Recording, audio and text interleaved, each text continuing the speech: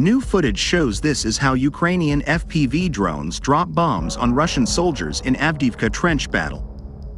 A war that began with Russian tanks rolling across Ukraine's borders, World War I-style trenches carved into the earth and Soviet-made artillery pounding the landscape now has a more modern dimension. Soldiers observing the battlefield on a small satellite-linked monitor while their palm-sized drone hovers out of sight, lurking on every side in search of targets of Russian soldiers hiding in the trenches of the Ukrainian territory.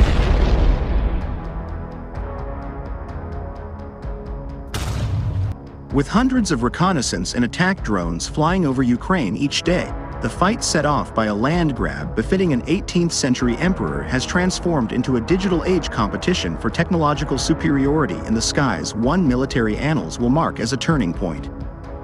In past conflicts, drones were typically used by one side over largely uncontested airspace to locate and hit targets, for example, in U.S. operations in Afghanistan and the Middle East.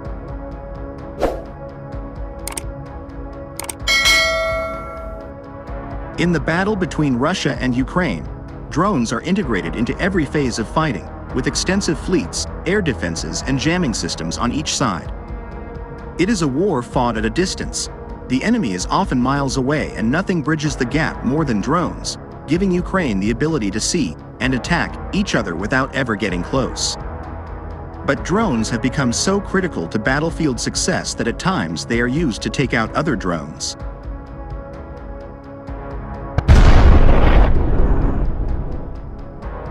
Ukrainian forces have also used drones to strike targets far from the fighting in Crimea, which Russia illegally annexed in 2014, and in Russia's Belgorod border region.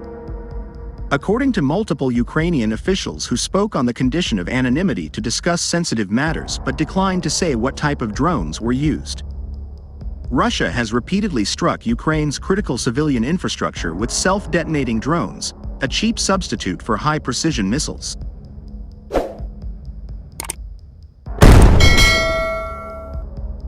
In early September, just days before Ukraine launched an offensive to expel Russian forces from its northeastern Kharkiv region, a Ukrainian reconnaissance drone flew through a gap between two jamming systems near the Russian border. It crossed into Russia and turned north across the Belgorod region, where Russia bases equipment to support its war in eastern Ukraine.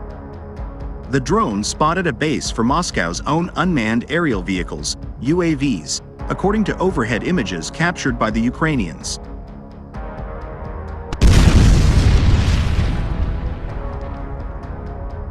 In one frame, a Russian Orlan 10, with a trademark propeller on its nose, could be seen sitting in the field beside a house. Then in an after photo, the house had a hole in its roof, and an ambulance could be seen driving up. A Ukrainian attack drone had followed the same route as the reconnaissance drone and delivered a strike on the fleet of enemy eyes. The attack, which has not been previously reported, dealt a blow to the Russian forces' ability to see the Ukrainian offensive coming and to counterattack.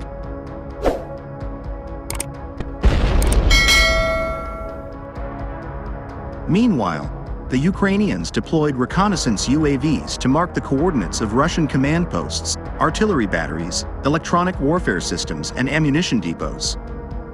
Then, as Western provided multiple launch rocket systems fired on those targets, drones were flying again, redirecting the rocket fire in real time or confirming that it hit the mark, and at times, combat drones delivered the blow themselves.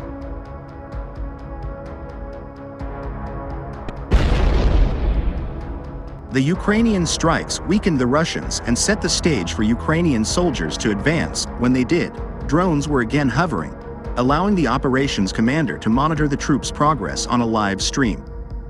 "We had the full picture of the fight," said Col General Alexander Syrsky, commander of the Ukrainian ground forces, but the result was a stunning Russian retreat.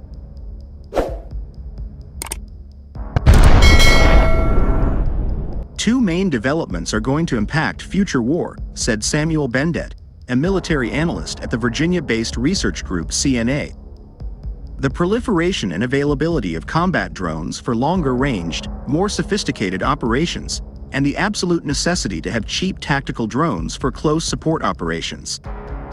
In Ukraine, that future is now. Army of drones more than anything," drones put eyes on the battlefield and to see the enemy's moves.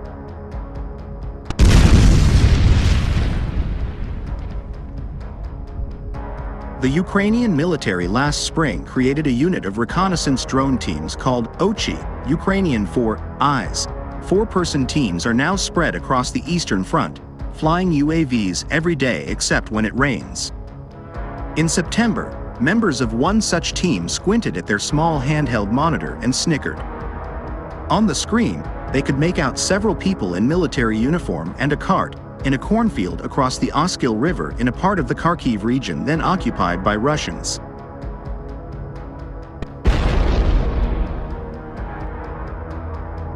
"They're stealing the locals' corn," said one of the Ukrainian drone operators, who for security reasons spoke on the condition that he be identified by his call sign, bars. A few Russian troops weren't worth an artillery strike, but the drone would keep watching in case they returned to a base. Ochi team driving an unarmored car, and an Ochi team picks a spot near the front line, plugs in backup drone batteries to a generator and fires up a Starlink internet connection, so everything they see can be streamed to nearby brigades.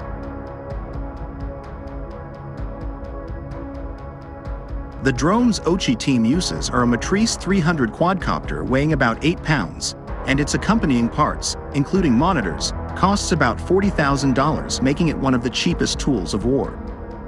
It is these commercial drones, often small, relatively inexpensive and now ubiquitous, that make the war in Ukraine unique, providing unprecedented visibility and sharpening the accuracy of normally inexact artillery fire.